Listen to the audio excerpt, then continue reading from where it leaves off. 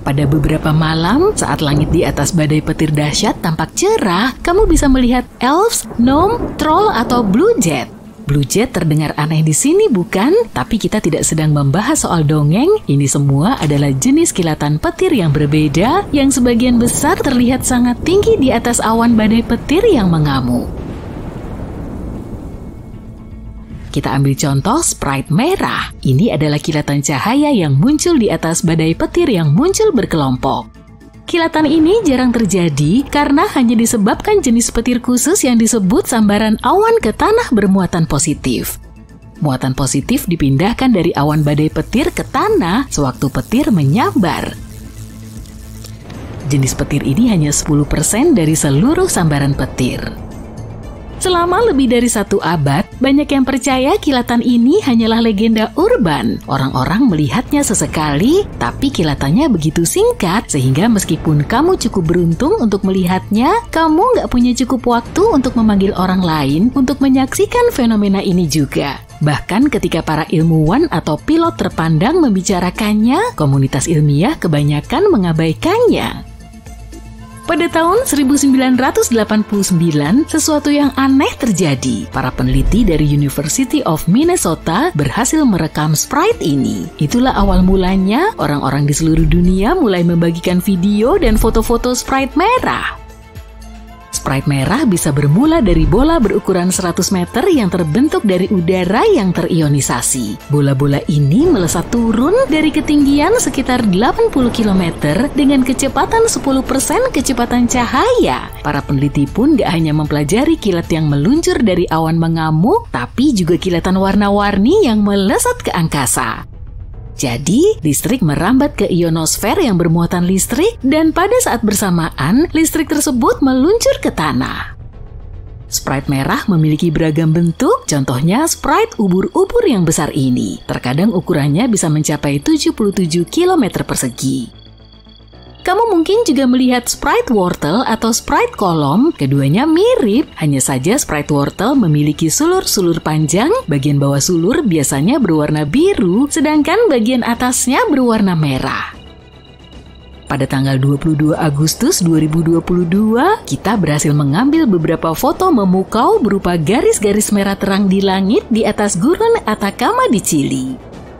Garis-garis itu dikelilingi cahaya lain yang lebih besar berwarna kehijauan. Inilah yang disebut air glow dan hanya bisa dilihat dengan jelas saat tidak ada polusi cahaya. Itu adalah kondisi saat kita menggunakan terlalu banyak cahaya buatan. Selain itu, cahaya buatan juga nggak memungkinkan kita untuk mengamati bintang dan benda-benda langit lainnya yang seharusnya bisa terlihat di langit. Air glow ini terbentuk karena adanya atom-atom nitrogen dan oksigen di atmosfer kita. Sinar matahari menghilangkan elektron pada atom-atom ini di siang hari, kemudian perlahan atom-atom ini bergabung kembali dengan elektron-elektronnya dan itulah proses yang menyebabkannya berpendar. Bagaimana kita bisa melihat sprite merah? Pertama, kita harus menemukan badai petir yang luas. Badai ini lebih sering terjadi selama musim panas dan musim semi, contohnya pada bulan Juni.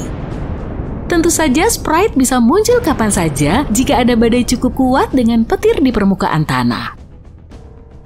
Idealnya, langit harus jernih dan sangat gelap tanpa cahaya bulan yang terang dan badai harus berjarak sekitar 160 hingga 322 km.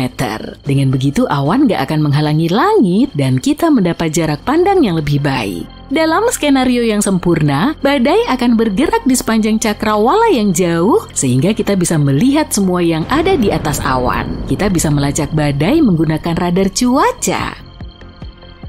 Mata kita perlu waktu untuk beradaptasi dengan kegelapan di sekitar, tunggulah sekitar 20 hingga 30 menit. Arahkan pandangan ke atas awan dan usahakan jangan melihat awan secara langsung. Abaikan kilatan petirnya, sprite akan muncul mungkin sekali dalam setiap 200 sambaran petir.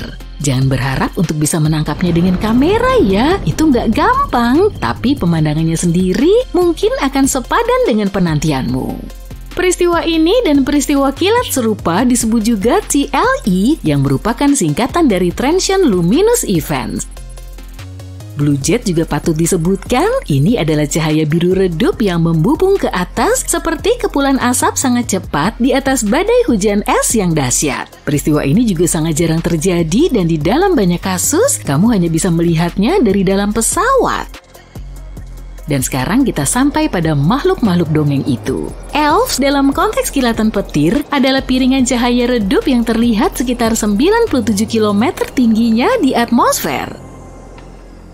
Nama ini adalah singkatan dari Emission of Light and Very Low Frequency Perturbation Due to Electromagnetic Pulse Sources. Ya, aku sarankan kita tetap menyebutnya elf saja. Beralih ke troll, ini adalah bintik-bintik merah yang muncul di dekat puncak awan setelah kilatan sprite merah yang sangat kuat. Gnome adalah kilatan terkecil dan tercepat. Kilatan cahaya putih sangat kecil ini muncul dari atas landasan awan petir yang besar. Landasan ini adalah awan memanjang yang terlihat di puncak badai yang mengamuk. Awan ini menjalar ke bawah bersama dengan angin atas dan gnome hanya berlangsung selama 1 mikrodetik. Lihat ini, bola petir memiliki bentuk bola api yang bisa seukuran bola golf atau membesar hingga seukuran bola pantai. Warnanya bisa kuning, merah, putih, oranye, hijau, atau ungu. Dan bola-bola ini bisa bertahan selama beberapa detik, bahkan beberapa menit. Selama berabad-abad, banyak orang mengatakan pernah melihat bola petir, bahkan terkadang melayang masuk ke dalam rumah mereka. Tapi peristiwa seperti ini benar-benar nggak bisa diprediksi dan sangat jarang terjadi. Para ilmuwan berhasil menciptakan bola petir di laboratorium, atau setidaknya sesuatu yang sangat mirip dengannya. Mereka menyadari bahwa bola petir mungkin muncul setelah petir menyambar tanah, butiran mineral di dalam tanah kemudian menguap. Berikut ini sesuatu yang spektakuler, petir vulkanik. Petir yang satu ini muncul dari kepulan letusan gunung berapi dahsyat. Seperti badai petir lainnya, petir vulkanik terbentuk ketika listrik statis menumpuk di atmosfer bumi. Kemudian listrik tersebut dilepaskan dalam bentuk sambaran petir. Para ilmuwan belum memahami seluruh mekanisme di sini, tapi mereka menduga hal ini berkaitan dengan pengisian muatan listrik. Sebagai contoh, es bermuatan listrik merupakan penyebab terbentuknya badai petir. Ini juga berperan dalam terbentuknya petir pada letusan gunung berapi. Hal ini terjadi ketika udara yang memanas akibat letusan naik dan bertemu udara dingin. Air dari letusan berubah menjadi partikel es, dan ketika partikel-partikel ini saling bertabrakan, sebagian elektron pun terlepas. Partikel es yang kini lebih banyak bermuatan positif bergerak lebih tinggi ke langit dan berkumpul menjadi satu. Muatan listrik akibat gesekan juga bisa menimbulkan petir vulkanik, sama seperti muatan listrik pada es yang terbentuk ketika partikel-partikel kecil es bertabrakan. Kali ini abu dan pecahan batu saling bertabrakan dan menciptakan ion-ion bermuatan. Ada juga petir gelap. Lebih dari 10 tahun lalu, para peneliti mendapati bahwa badai petir bisa menghasilkan semburat singkat namun sangat kuat dari sinar gamma yang merupakan sinar dengan energi paling besar. Sinar ini begitu terang hingga bisa membutakan sensor pada satelit, bahkan ketika berjarak ratusan mil jauhnya, sinar ini juga bisa menciptakan antimateri. Antimateri sendiri adalah jenis materi yang terdiri dari partikel-partikel dengan muatan berlawanan dari partikel-partikel dalam materi normal. Bayangkan ada 2 kotak penuh balok, satu berisi balok berwarna merah dan satu lagi biru. Ketika saling bersinggungan, keduanya menghilang atau musnah dan berubah menjadi energi. Itulah yang terjadi saat partikel materi dan antimateri bertemu. Dan kilatan-kilatan ini bisa jadi merupakan hasil dari petir gelap karena memancarkan cahaya yang nggak terlihat jelas. Petir biasa berisi elektron yang lambat. Pada petir gelap, elektron memiliki energi besar. Elektron-elektron ini menabrak molekul udara dan itulah yang menghasilkan sinar gamma.